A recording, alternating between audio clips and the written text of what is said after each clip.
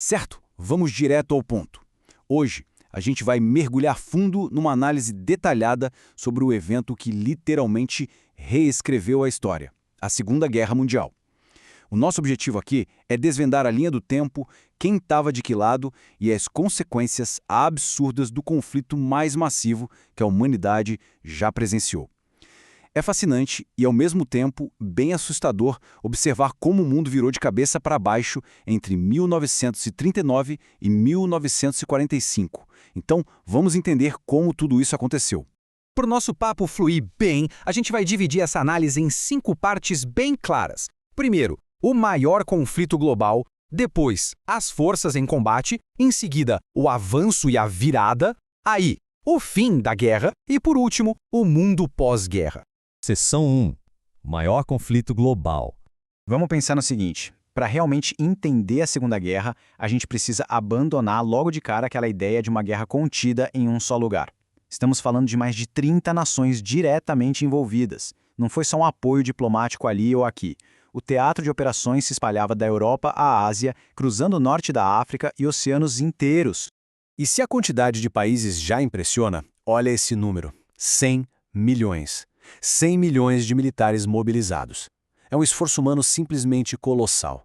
Sociedades e economias inteiras foram completamente redirecionadas para um único e exclusivo propósito: alimentar a máquina de guerra.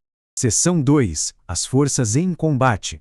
Com esse tamanho todo, a grande pergunta é: quem afinal estava lutando contra quem? A geopolítica da época se quebrou no meio, formando 2 megacoalizões. De um lado, as potências do eixo, lideradas pela Alemanha de Adolf Hitler, a Itália de Benito Mussolini e o Império do Japão.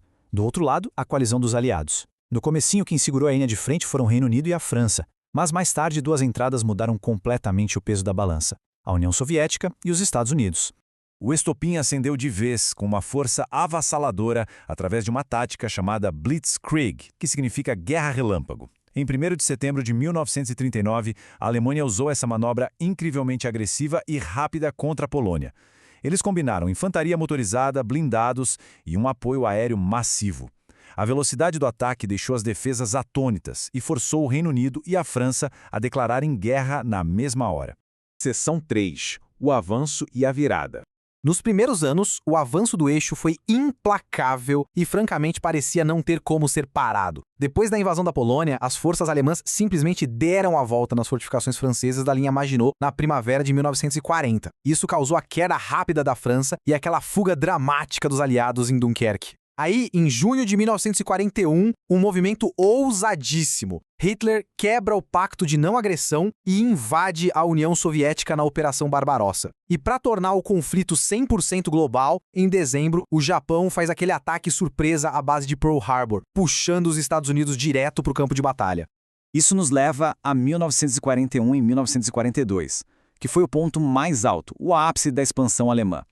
Praticamente todo o continente europeu estava sob o controle direto ou influência bem restrita das forças nazistas. O mundo livre estava encurralado, enfrentando uma força militar que parecia imbatível. É super importante a gente absorver o desespero desse momento antes de ver o que veio depois. Seção 4. O fim da guerra.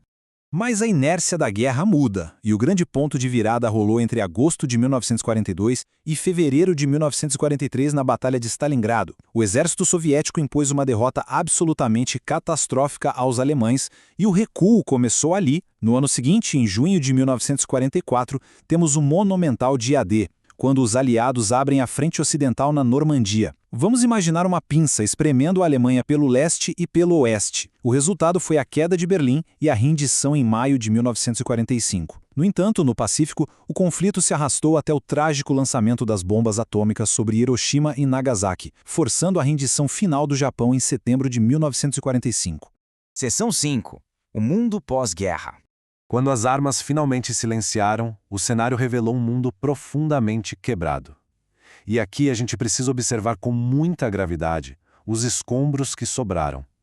Estima-se que entre 70 e 85 milhões de pessoas perderam a vida.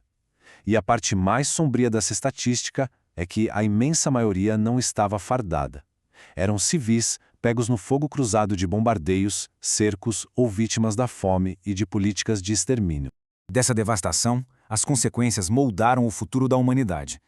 Tivemos os horrores inomináveis do Holocausto, um genocídio sistemático do regime nazista que dizimou uns 6 milhões de judeus, além de milhões de outras vítimas. O choque com esse horror absurdo levou à criação da ONU em 1945, com a missão urgente de impedir que o mundo se destruísse assim de novo.